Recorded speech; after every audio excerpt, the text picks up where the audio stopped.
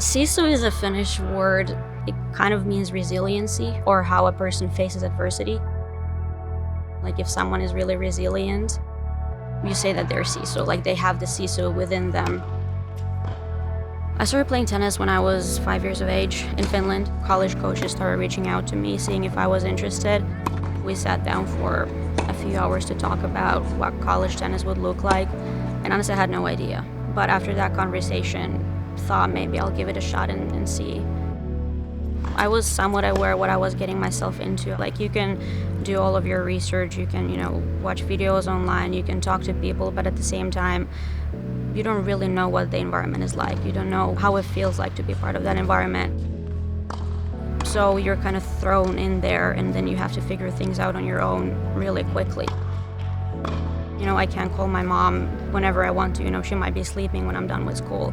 I can't talk to my sister because she might be doing something else. So you feel that you are far away from home.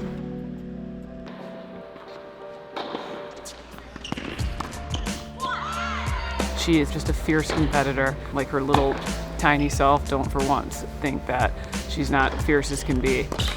I'm a really competitive person, and I always want to win. Doesn't matter if it's at practice or if it's in a match. Like, I just hate losing. I had a really short temper. If something didn't go my way, I would lose it and have big tantrums on the court, sometimes throw rackets, smash them. And I've kind of learned that I cannot behave that way because it's not good for myself and it's not good for the environment either, like for people around me. She's definitely hard on herself, which she's been really, really working on. But I think that comes with just being an athlete and tennis player in general, right? You gotta compete every point. Your mind can't be elsewhere. You can still win matches by losing more points than your opponent. That's our sport. Failure's built in it. If my mind starts racing too much ahead, that's not a good thing. It's a lot about trying to stay in a moment and think, what did I do right or wrong in the previous point, and what can I do better in the next one, or how am I going to play it? It's a lot about balancing, like can I be a little bit more aggressive to kind of be more in control of what's happening, or am I just going to let my opponent dictate everything and hope for the best? Having your thoughts, having your feelings, those things are all real. You're always going to have those, but in order to get the best out of yourself, you got to feel those things, get past those things, and then be able to compete for the next point, not letting it kind of spiral you into games and games of feeling sorry for yourself.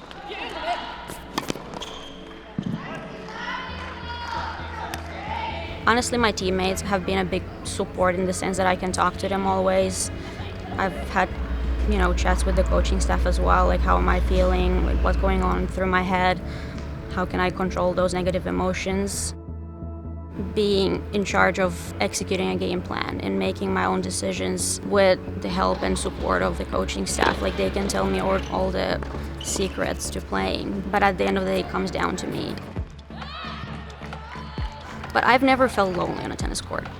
It's a fascinating balance of being there on your own, but at the same time having a big group of people that are supporting you. You're kind of given a family away from family, being a part of a team.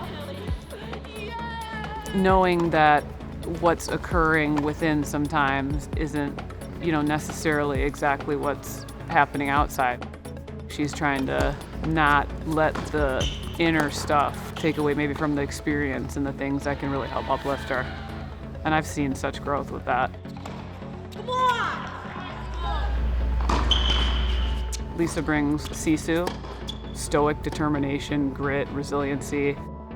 Life brings you a lot of hardships sometimes, and you have to be able to deal with them, and kind of the inner strength is what matters, how to get through those situations. And I'm a big believer in the way of life of Sisu.